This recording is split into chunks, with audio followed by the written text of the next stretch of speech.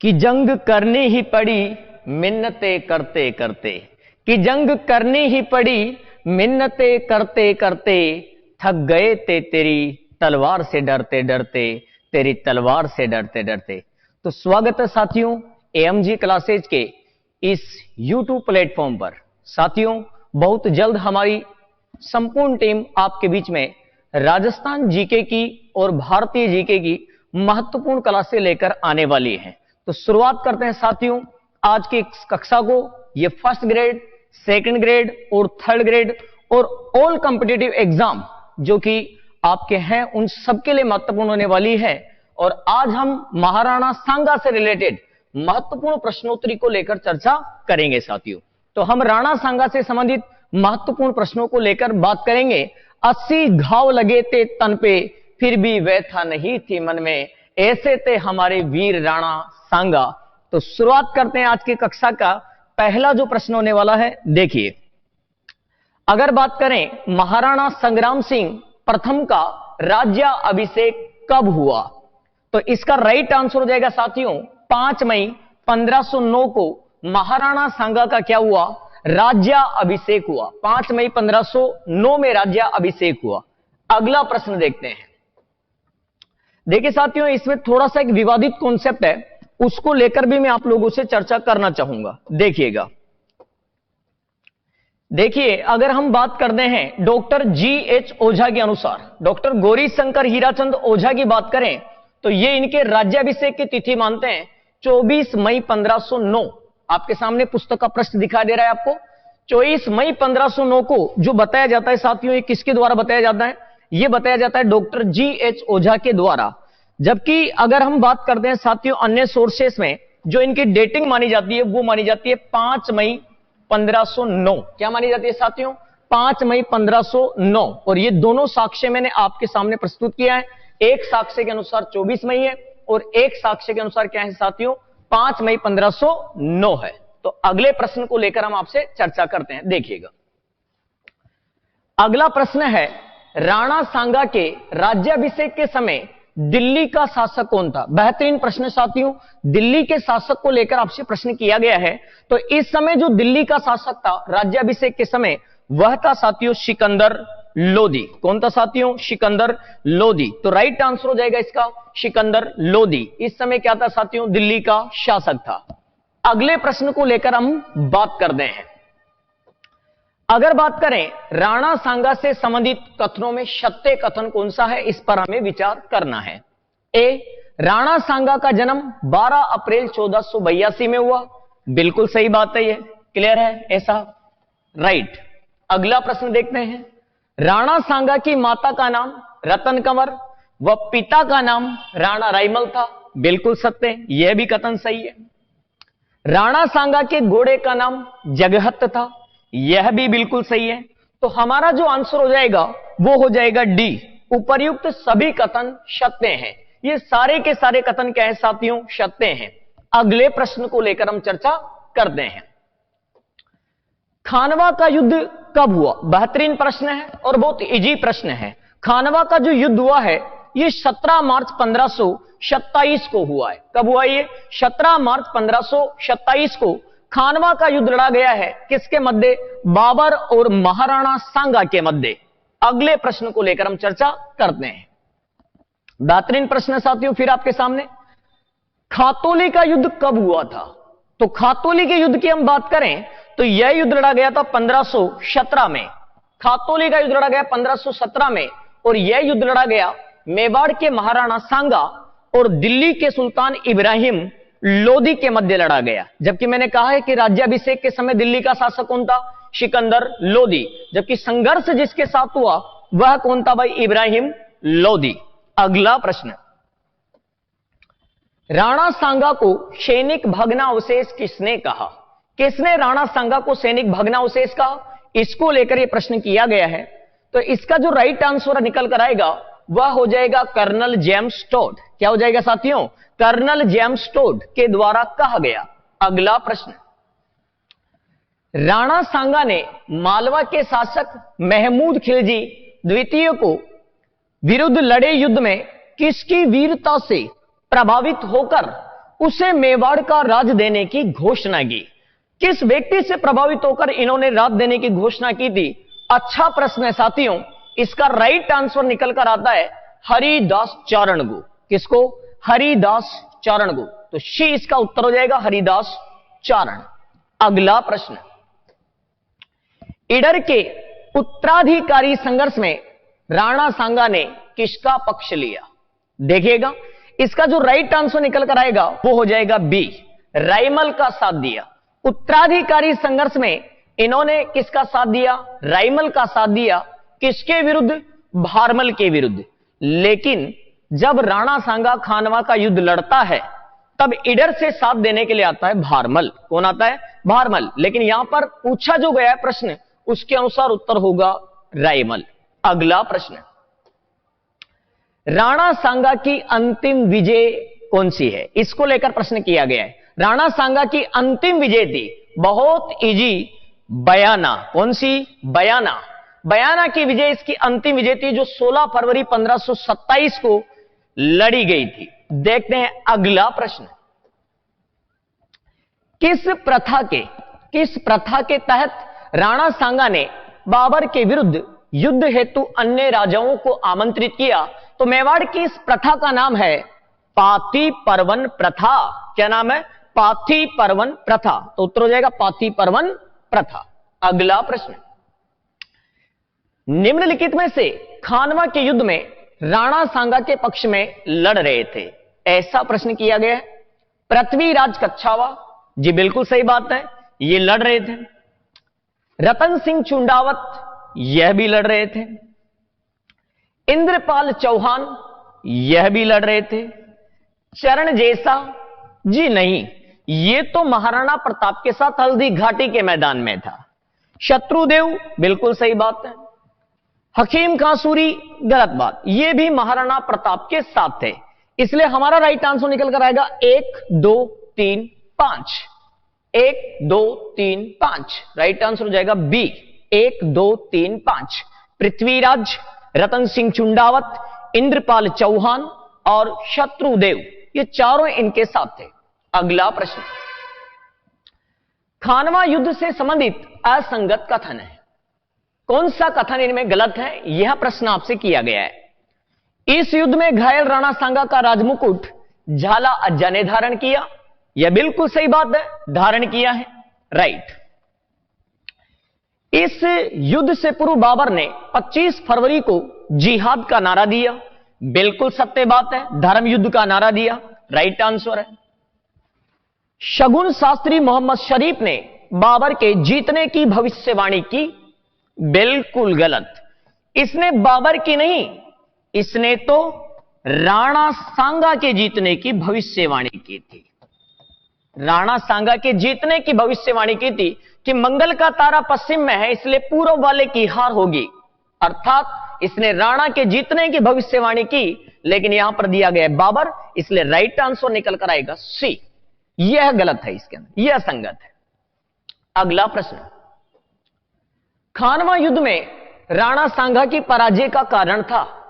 ए, राजपूत सेना एक नेता के अधीन संगठित नहीं थी, बिल्कुल सत्य है, अलग अलग सरदारों और अलग अलग राजाओं के अधीन सेना थी, राइट। सहलदी तंवर ने राणा सांगा से विश्वासघात किया, बिल्कुल, यह अंतिम समय में जाकर बाबर से मिल गया। बाबर का तोपखाना, जी बिल्कुल सही बात है, बाबर के तोपखाने को भी इस पराजय में शामिल किया जाता है, इसलिए इसका राइट आंसर निकल कर आएगा उपर्युक्त सभी। क्या हो जाएगा? उपर्युक्त सभी। सारे कारण रहे जिसके कारण राणा सांगा की क्या हुई? पराजय हुई। अगला प्रश्न, खानवा युद्ध से संबंधित संगत कथन है।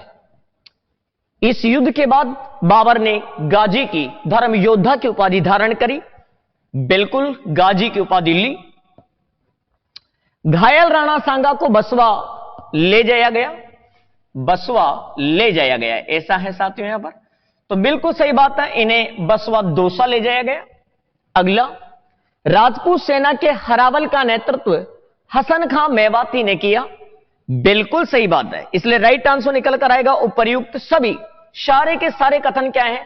संगत है, सत्य है। गाजी की उपाधि धारण की, बिल्कुल सही बात है। बसवा ले जाया गया, बिल्कुल सही बात है। हरावल का नेतृत्व हसन खां मेवाती ने किया, बिल्कुल सही बात है। इसलिए राइट आंसर निकल कर आएगा उपर्युक्त सभी। अगला प्रश्न, राणा सांगा की मृत्यु हुई थी, मृत्यु को लेकर प्रश्न किया गया है। तो 30 जनवरी 1528 में राणा संग्राम सिंह की क्या हुई साथियों? मृत्यु हुई। राइट आंसर हो जाएगा 30 जनवरी 1528। अगला प्रश्न, राणा सांगा की 8 खंभों की छतरी स्थित है, तो इनकी 8 खंभों की जो छतरी है यह कहां पर है? ऐसा प्रश्न आपसे किया गया है, तो ध्यान दीजिएगा, यह है भाई मांडलगढ़ में। कहां पर है भाई? मांडलगढ़ में इनकी 8 खंभों की क्या है? छतरी है। अगला प्रश्न, राणा सांगा का चबूतरा स्थित है, चबूतरा कहां पर है? ऐसा प्रश्न किया गया है। तो इनका जो चबूतरा है यह है बसवा दोसा में। कहां पर है? बसवा दोसा में इनका क्या है? चबूतरा है। राइट आंसर होगा बसवा दोसा। अगला प्रश्न, राजस्थान का अंतिम शासक जिसके सेनापतित्व में सब राजपूत जातियां विदेशियों को भारत से बाहर निकालने के लिए सम्मिलित होकर युद्ध लड़ी, जी हां, राइट आंसर होगा राणा संग्राम सिंह। क्या हो जाएगा साथियों? राणा संग्राम सिंह। अगला प्रश्न, राणा सांगा के बाद मेवाड़ के महाराणा बने, बहुत इजी प्रश्न, बने थे रतन सिंह सेकंड। कौन बने थे? रतन सिंह सेकंड। तो राइट आंसर निकल कर आता है रतन सिंह सेकंड, रतन सिंह द्वितीय। अगला प्रश्न, बहुत जबरदस्त, खानवा युद्ध के संदर्भ में किसने कहा कि राजपूतों की सर्वोच्चता का जो भय, यहां पर है साथियों भय, राजपूतों की सर्वोच्चता का जो भय 10 वर्षों से मंडरा रहा था, इनकी सर्वोच्चता का जो भय 10 वर्षों से मंडरा रहा था वह सदैव के लिए समाप्त हो गया। कि खानवा के युद्ध के संदर्भ में कहा गया है कि इससे पहले राजपूतों की सर्वोच्चता का जो भय 10 सालों से मंडरा रहा था वो सदैव के लिए समाप्त हो गया खानवा के युद्ध से। ऐसा कहने वाला इतिहासकार है साथियों डॉक्टर एस.आर. शर्मा। कौन है? एस.आर. शर्मा। तो राइट आंसर हो जाएगा डॉक्टर एस.आर. शर्मा। अगला प्रश्न, ये जबरदस्त प्रश्नों के अंदर शामिल होते हैं जो अब प्रश्न स्टार्ट हो रहे हैं। किसके अनुसार पानीपत की लड़ाई से दिल्ली के नाम मात्र सुल्तान की पराजय हुई, पर खानवा के युद्ध का परिणाम हुआ शक्तिशाली राजपूत संघ की पराजय? क्योंकि राजपूत राजाओं ने एक साथ होकर सांगा के साथ में होकर बाबर के विरुद्ध लड़ा, तो उसने कहा अरे पानीपत की लड़ाई में तो दिल्ली के नाम मात्र सुल्तान की पराजय हुई, लेकिन खानवा के मैदान में तो एक शक्तिशाली राजपूत संघ की पराजय हुई। ऐसा कहने वाला था डॉक्टर आर.सी. मजूमदार। कौन था भाई? Doctor R C. मजूमदार। अगला प्रश्न, किसके अनुसार खानवा युद्ध ने हिंदुओं के महान संगठन को कुचल दिया? किसके अनुसार खानवा युद्ध ने हिंदुओं के महान संगठन को कुचल दिया? राइट आंसर निकल कर आता है लैनपुल। क्या हो जाएगा साथियों? लैनपुल। अगला प्रश्न, बयाना युद्ध में बाबर का कौन सा सेनापति मारा गया? तो राइट आंसर निकल कर आता है संगर खां। क्या आएगा साथियों? संगर खां इस युद्ध में लड़ता हुआ मारा गया। अगला प्रश्न, किस इतिहासकार ने राणा सांगा व हसन खां मेवाती की संधि को अपवित्र गठबंधन कहा? तो ऐसा कहने वाला था विलियम्स रसब्रुक। विलियम्स रसब्रुक के द्वारा ऐसा कहा गया है, तो राइट आंसर हो जाएगा बी। अगला प्रश्न, गागरोन का युद्ध कब लड़ा गया? तो गागरोन का जो युद्ध लड़ा गया है यह युद्ध लड़ा गया है 1519 में। कब लड़ा गया है? 1519 में लड़ा गया। अगला प्रश्न, खानवा युद्ध में पराजित होने पर किसने राणा सांगा की निराशा दूर करने हेतु दोहे सुनाए? तो राइट आंसर जो निकल कर आएगा वो आएगा बारट जमुना। बारट जमुना इसका राइट आंसर निकल कर आएगा। अगला प्रश्न, किसने कहा खानवा युद्ध में राणा सांगा की जगह उड़ना राजकुमार पृथ्वीराज होता? तो बाबर की पराजय होती। ऐसा तो कह सकते हैं भाई कर्नल जेम्स टॉड। तो राइट आंसर निकल कर आएगा कर्नल जेम्स टॉड। अगला प्रश्न, राणा सांगा की कौन सी रानी ने गुजरात के बहादुर शाह के चित्तौड़ आक्रमण पर हुमायूं को राखी भेजी? सीधा प्रश्न है, कर्मावती ने, रानी कर्मावती ने राखी भेजी। अगला प्रश्न, राजस्थान के पूर्व आधुनिक इतिहास का मुगल कालीन भाग खानवा युद्ध से शुरू होता है, यह कथन संबंधित है। तो यह है डॉक्टर रघुवीर सिंह से। किससे संबंधित है? डॉक्टर रघुवीर सिंह से संबंधित है। अगला प्रश्न, रानी कर्मावती के कहने पर राणा सांगा ने कुंवर विक्रमादित्य व कुंवर उदय सिंह के लिए कहां की जागीर दी? तो कौन सी जागीर दी है, यह प्रश्न आपसे पूछा गया है। तो इसका राइट आंसर निकल कर आता है सी, रणथंबोर की जागीर दी। कौन सी जागीर दी? रणथंबोर की जागीर दी। अगला देखो साहब, प्रश्न है, खानवा युद्ध के परिणामों के विषय में निम्नलिखित कथनों पर विचार कीजिए। ए, इस युद्ध ने बाबर को भारत में पांव फैलाने का अवसर प्रदान किया। बिल्कुल सही बात है, प्रदान किया। इस युद्ध के बाद राजपूत अफगानों का संयुक्त राष्ट्रीय मोर्चा खत्म हो गया। बिल्कुल सही बात है। भारत में हिंदू राज्य स्थापित करने का सपना भंग हो गया। बिल्कुल सही बात है। तो राइट आंसर निकल कर आएगा ए, बी, सी, तीनों ही सही है। तो ए, बी और सी तीनों ही कथन क्या है? सही है। अगला प्रश्न, विलियम्स रस बुक्र के अनुसार खानवा युद्ध में बाबर तथा राणा सांगा की सेना के मध्य कितने का अनुपात था? तो रसबुक्र के अनुसार अगर बात करेंगे हम तो अनुपात होगा 1:8। लेकिन ध्यान दीजिएगा, अगर आपसे पूछा जाए डॉक्टर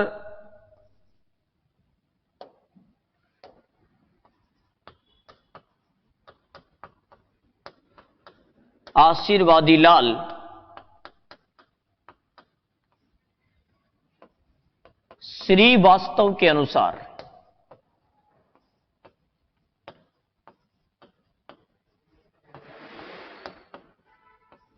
अगर पूछा जाए डॉक्टर आशीर्वादी लाल श्रीवास्तव के अनुसार यह अनुपात पूछा जाता तो साथियों अनुपात निकल कर आता 1:2।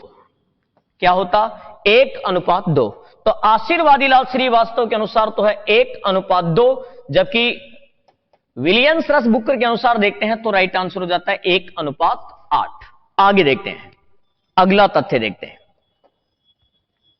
यह देखिए, बहुत अच्छी चीज है साथियों, थोड़ा सा डिफरेंटिक चीज है, आपके बीच में लेकर आया हूं क्योंकि इसके अंदर जनरली कोई महत्वपूर्ण चीज है, तथ्य है।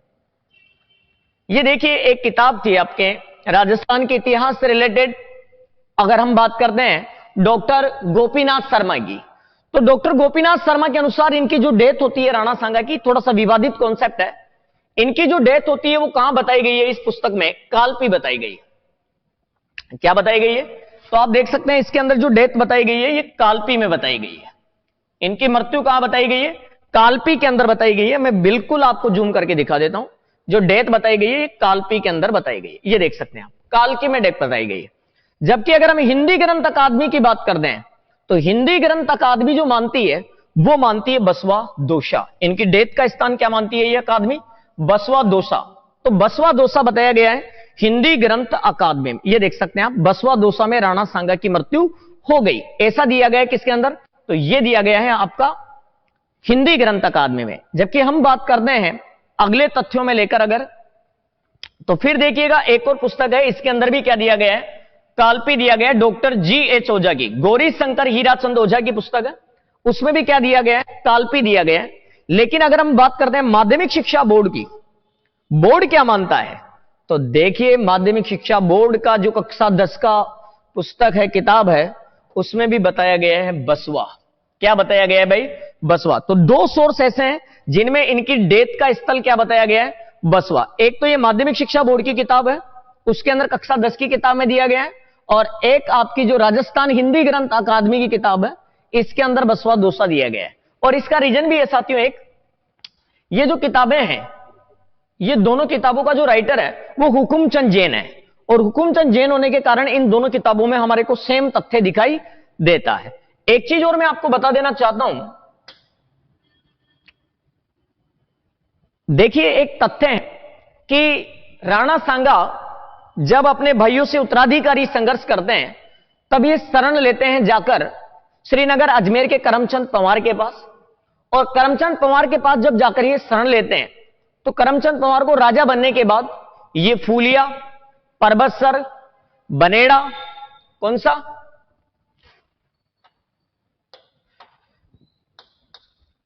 फूलिया,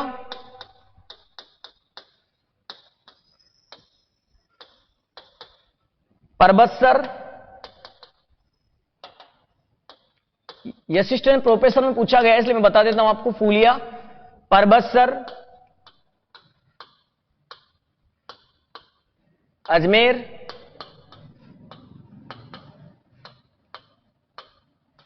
बनेड़ा, फूलिया, परबतसर, अजमेर, बनेड़ा, ये क्षेत्र ये किसको दे देते हैं भाई, ये क्षेत्र दे देते हैं ये करमचंद पंवार को।